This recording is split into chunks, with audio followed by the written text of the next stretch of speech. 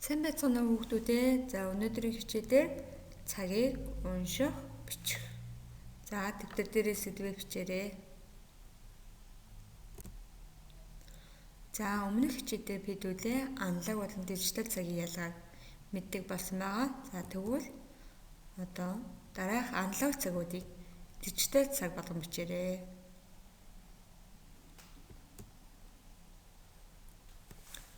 За эхнийх нь урт улаан зүү нь болохоор секундын зүү, урт цэнхэр зүү маань минутын, богино цэнхэр маань цагийн зүү. За хамгийн эхнийх нь 9 цаг 50 минут болж байна. 9 цаг 50 минут. Өөр 10 цаг болоход 10 минут дутуу байна гэж хэлж болно.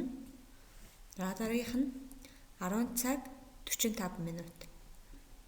10 цаг 45 минут болж байна. Тэгвэл өөрөөр 10 цагаас 45 минут өнгөрч байна гэж хэлж болно. За дараагийнх нь 2 цаг 20 минут. За мөн 2 цагаас 20 минут өнгөрч байна гэж хэлж болно. За энэ дэвтэр дээрээ бичиж аваарай. За зурагтаа цэвэрхэн зураарай хүүхдүүдээ.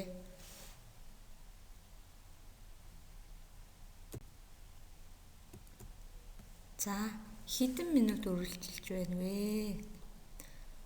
За 12-оос 1-ийн хооронд 5 минут үргэлжилж байна. За тэгвэл 2-оос 3-ийн хооронд хэдэн минут үргэлжлэх вэ? 2-оос 3-ийн хооронд хэдэн минут үргэлжлэх вэ? Минутын багш нацуулсан. Тэгвэл мөн адил 5 минут. За дараагийнх нь 7-оос 8-ийн хооронд хэдэн минут үргэлжлэх вэ? 7-оос 8-ийн хооронд хэдэн минут үргэлжлэх вэ? Мөн адил 5 минут. За дараагийнх нь 12-оос 6-гийн хооронд 30 минут үргэлжилж байгаа маань тэгвэл 3-аас 9-ийн хооронд хэдэн минут үргэлжлэх вэ? 3-аас 9-ийн хооронд хэдэн минут үргэлжлэх вэ? 30 минут. 30 минут. За тэгвэл дараагийнх нь 2-оос 4-ийн хооронд хэдэн минут үргэлжлэх вэ?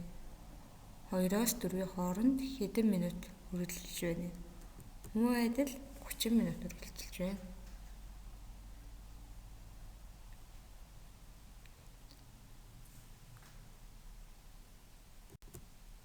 За дараах дасгал даалгаврыг хий. Хүү 12 даалгавраа хийж эхлэв. Тэр даалгавраа 30 минутын хугацаанд хийсэн бол хэдэн цагт хийж дууссан бэ? Хүү 12 даалгавраа хийж эхлэв. Тэр даалгавраа 30 минутын хугацаанд хийсэн бол хэдэн цагт дууссан бэ? За 12-оос хойш 30 минут үргэлжлэх нь.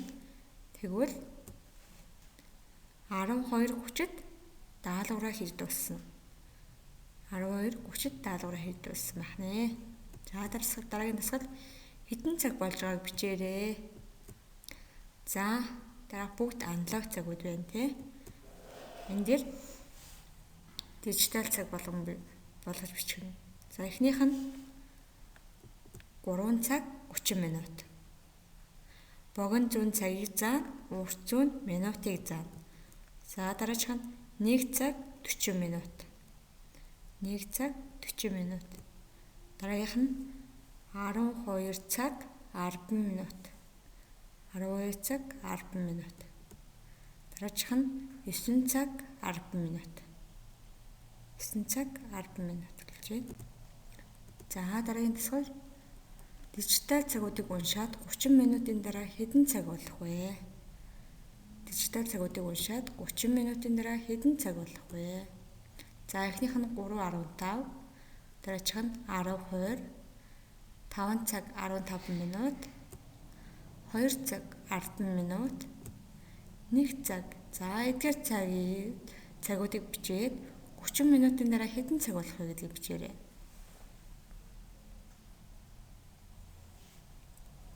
За эхнийх нь 3 цаг 15 минут 30 минут үргэлжлэхээр 3 цаг 45 минут болох нэ. За дараах нь 10 цаг 20 минут нь 30 минутын дараа 10 цаг 50 минут болж байна. За 5 цаг 15 минут нь 30 минутын дараа 5 цаг 45 минут болж байна. 2 цаг 10 минут нь 30 минутын дараа 2 цаг 40 минут. За 1 цаг нь 30 минутын дараа 1 цаг 30 минут болох нэ. За дэвтэр дээр бичиж аваарай. Алдаагаа хянаарай. За тасах бодлого байна. Охин 4 цаг 25 минутанд гэрээсээ гарав. Гэр сургуулийн хооронд 20 минут алхдаг бол сургууль дээрээ хэдэн цагт очих вэ? Гэр сургуулийн хооронд 20 минут алхдаг бол сургууль дээрээ хэдэн цагт очих вэ? За 4 цаг 25 минутанд гэрээсээ гарсан. Тэгвэл 20 минутын дараа сургууль дээр очисон. Тэгвэл хэдэн цагт очисон бэ?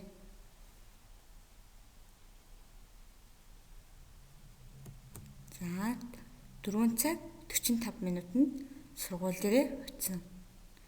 За зүг байна уу? Алдаагаа хянаарай.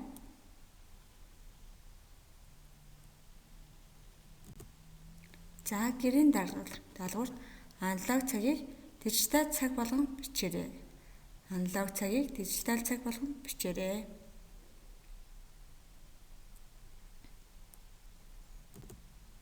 Анхаарал хандуулсанд баярлалаа. Маскаа сайн зүүж гараасаа хариуцгаарай.